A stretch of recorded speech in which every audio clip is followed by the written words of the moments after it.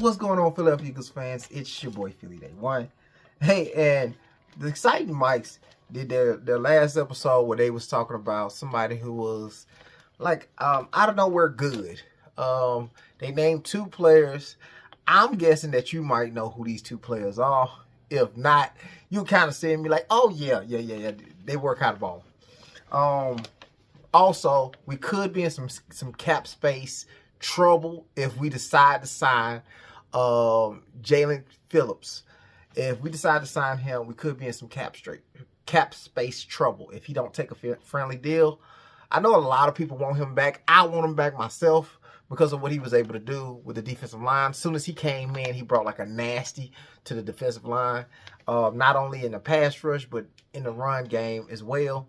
You just don't let that kind of player go. So, but if we do, you know, I got some numbers that's gonna kind of shock you and make you kind of want to develop some players.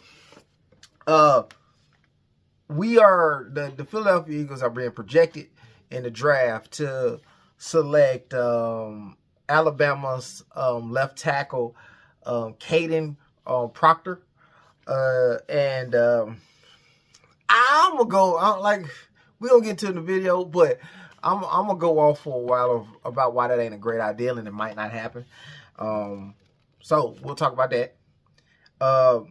Jim Bob Cooter did a interview with the Philadelphia Eagles recently, and Brian Daboll did a interview with the Philadelphia Eagles also, and I'm gonna run you guys down my OCs, the ones in which my top OC candidates. I'm gonna run you down mine from top to bottom. I'm gonna go just top 5, and I'm gonna explain why that these guys, why I picked these guys in the order I picked these guys. So let's get into it.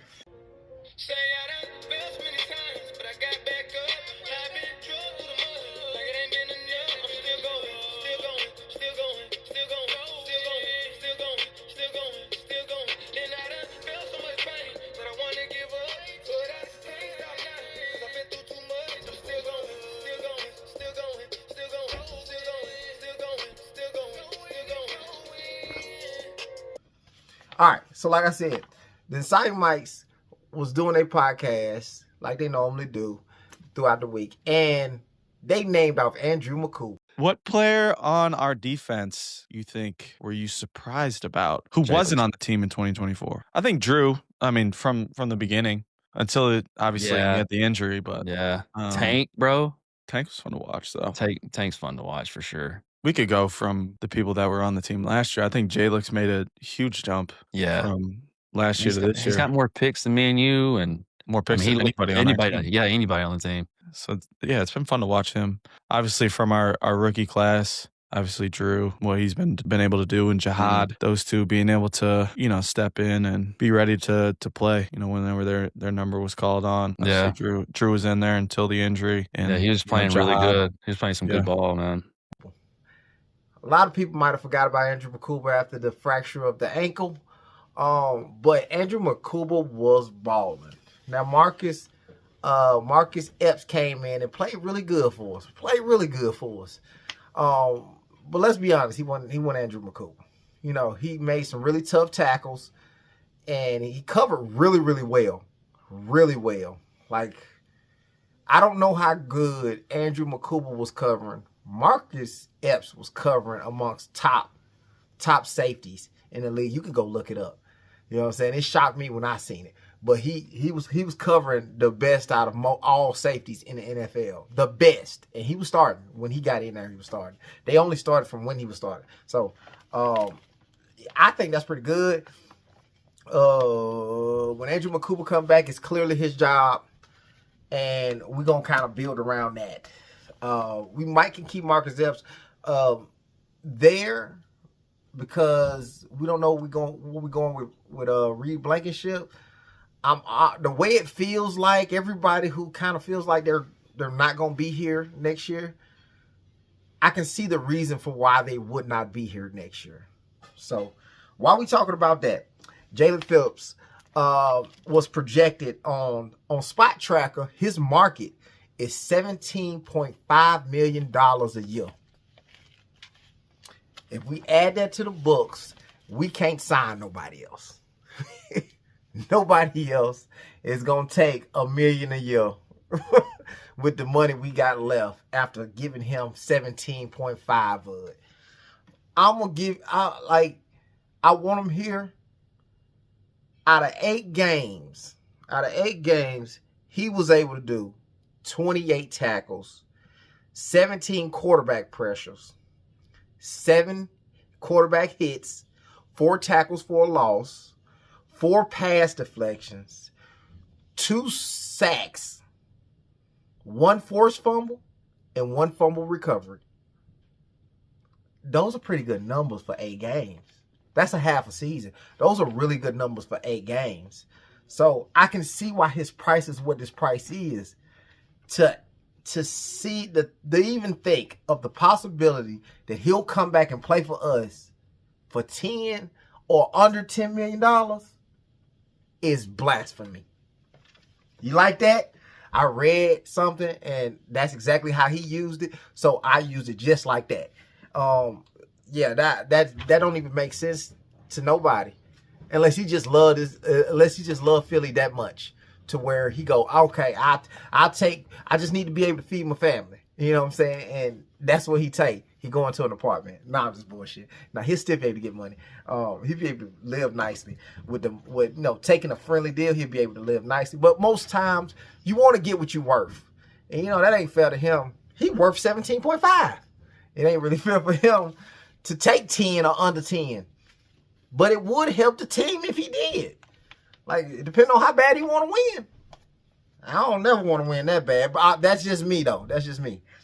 Like I said, we was projected to take Caden Proctor from the Roll Tide, Alabama, left tackle. I looked at some of his game film, y'all. I'm gonna be real with you. Man. That shit was fabricated, man. I seen some highlight tape. Whoever did his highlight tape, they was masterful at it. Cause this boy, if anything, he could play guard. I seen him playing left tackle. That's a no-go. That is a no-go. The boy's 6'7", which ain't a problem. The boy 369. 369. And you know how some people that big and they can move better than 369. He ain't one of them. No, he ain't one of them. He can play guard. He can play guard, but we need a guard immediately. If we don't get Mekhi Becton, we need one immediately. Today, yesterday, we need one today. So we could probably get him if he wanted to play guard. He wanted to switch from guard. And if we do give an interview out to him or we go and have him for one of our interviews, that's probably one of the things we ask him. Would he be willing to switch to guard? I believe there's a lot of NFL teams who are asking the same thing. Are you willing to switch to guard? All right, Brian Daboll interviewed with us for the head coaching position. I know a lot of people are very, very high on Brian Daboll. He's a very fiery coach. He's a very fiery coach. He got into it with one of his staff members, like the defensive coordinator, this year about blowing the Broncos leave, like on camera. He got into it with him. I guess that's your job as head coach, but we don't have those kind of problems in Philly. Like, it's just mainly players that's going after coaches. Like, we don't need coaches going after coaches. I don't see it as a deal breaker, but in the same sense, I've looked at Brian Daboll's offenses, and I don't think it's a lot of people who don't have success with Josh Allen in an offense. Josh Allen is just very, very adaptable. You know what I'm saying? So, and then when we had him, I know a lot of people like to put him in with Jalen Hurts because Jalen Hurts played with him in Alabama. We do got to remember that he also benched Jalen Hurts in Alabama. So do you really want somebody who don't believe in your quarterback to come in here and draw plays for your quarterback? I think we just had that issue. But we move on. Let's move on. Jim Bob Cooter had the interview as well. That's somebody I'm very, very high on. The reason why I'm very high on this man is because he has been talked about as a very adaptable coach. With the guys that he have, the stars that he have, he can kind of play around the stars that he got. And for one, this is a Shane Steichen protege. I don't know if y'all remember 2022, Shane Steichen and Jalen Hurts was setting the NFL on fire. Yeah, running up for MVP, Super Bowl trip, outperformed Patrick Mahomes. Shane Steichen, him being in a coordinator, him being behind Shane Steichen, he had to learn something. He had to learn something. You know what I'm saying? And we just need the ability to make it easier on our quarterback.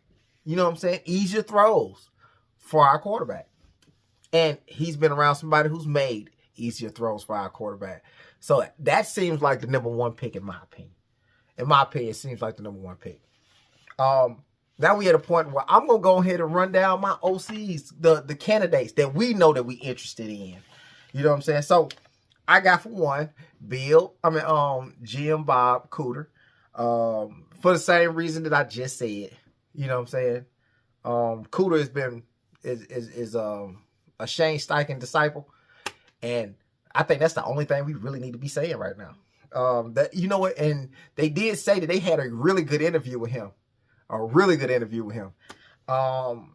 Charlie West Jr. I just learned about this now, but they're talking about Charlie West Jr. is able to look at a defense and remember that defense had ran from a couple years ago. Like, he has a photographic memory. That's good. That's good. And not only that, something that the Eagles and Nick Sirianni is very, very, very high on is the fact that this guy don't turn the ball over. Now, he ain't out there playing, but he designed plays that are easy and they coach ball security.